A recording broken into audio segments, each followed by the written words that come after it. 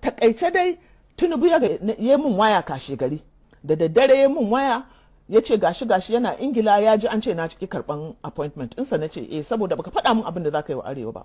Sai ya ce min yana Ingila ya siyo min tiket in zo. Na ce masa a'a ina da kuɗin tiket ina. Na ɗauki jirgi na biya kuɗin tiket ina kashe gari na je na same shi a Ingila, amma sun kama min hotel wannan magana ta gaskiya. To shikenan da na je na zauna da shi na isa Ingila kashe gari da safe. Na je na zauna da shi abin da na fara tambayarsa da ya fara roƙona dan Allah dan Annabi, in the name of Allah, haka ya dinga ce min in the name of Allah please Hajiya, in the name of Allah, wai in yi haƙuri dan Allah. Ni kuma bana so in izgili in karɓi appointment ɗinsa. Sai na ce ni ban damu ba, ka daina haɗa da Allah, amma me za ka yi mana a arewa? Ya kalle na tsabar ido na ya ce babu abin da zan muku. Na ce kana nufin baka san halin da muke ciki a arewa ba, ga rashin tsaro, ga 'ya'yanmu suna ta gararan ba, almajirai, ga tattalin arzikinmu, ga rufe boda, ga waye.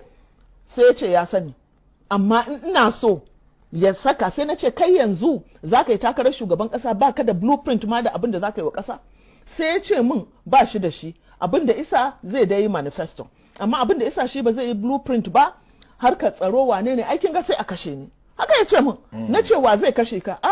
Aikin ga cewar in na ce zan gyara soja, zan gyara 'yan sanda, ai sai su kashe ni ma kafin lokacin.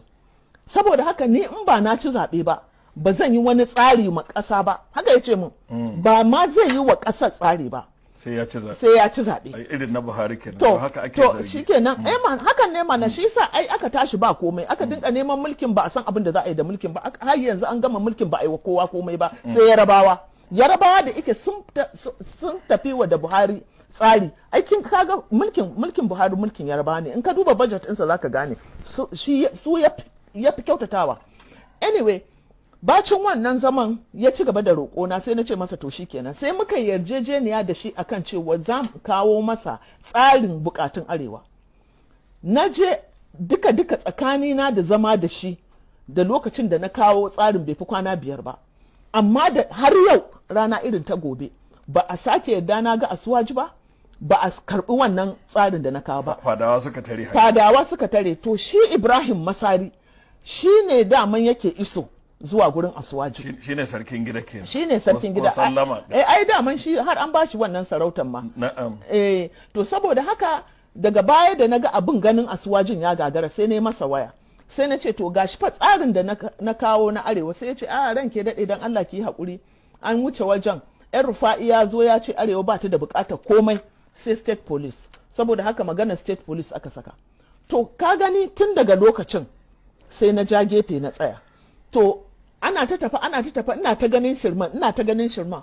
To ba zai yiwu sai kai zaɓi tsakanin ƙasarka da kai menene, dan duk wanda ka ga yana tare da Asuwaji yanzu mun zauna a group na manya-manyan mu na 'yan arewa, mun taba zama da su.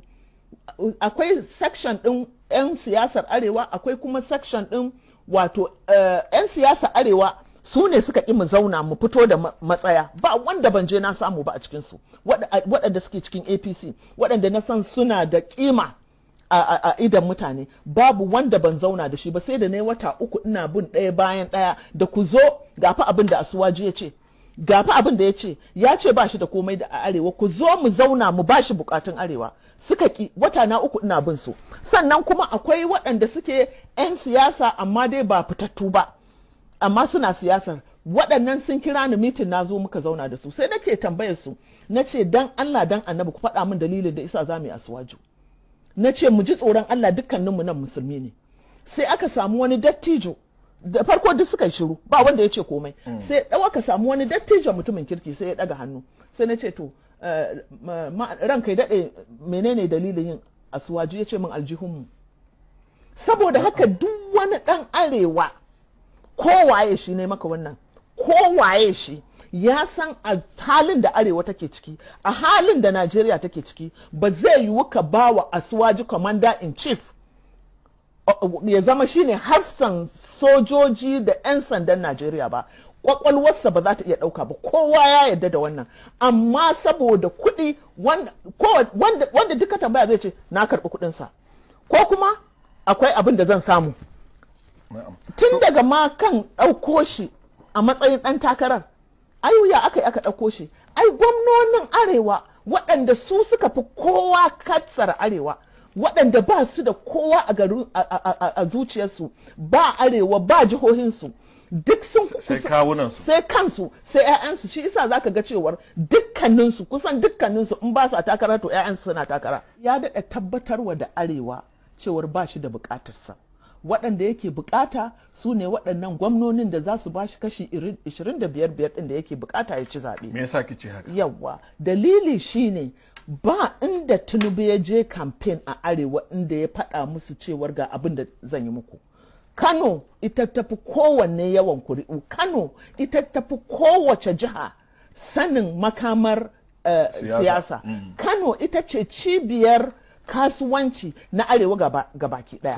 Amma da izo Kano don wulakanci da cin mutunci da yawa kana kawai daga tsintsiya yayi rawar banjo ya tafi. Bai ce wa Kanawa komai ba, bai musu alkawarin komai ba.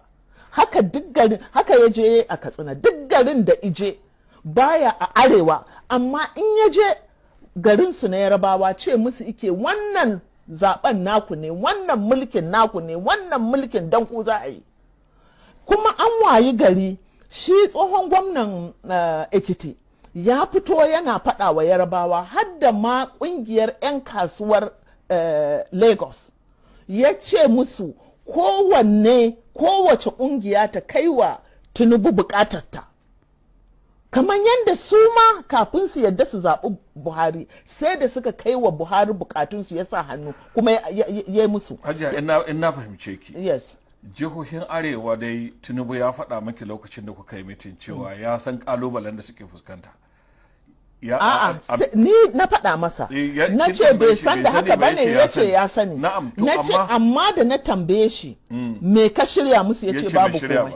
To shine nake so in ce wato yana sanadai da matsalolin da arewa ke fuskanta na matasa marasa aikin yi, matasan da ba su makaranta, matsalolin talauci da matsalolin tsaro da duk matsalolin da suka gindaye wato waɗannan jihohin na arewa ya san da su.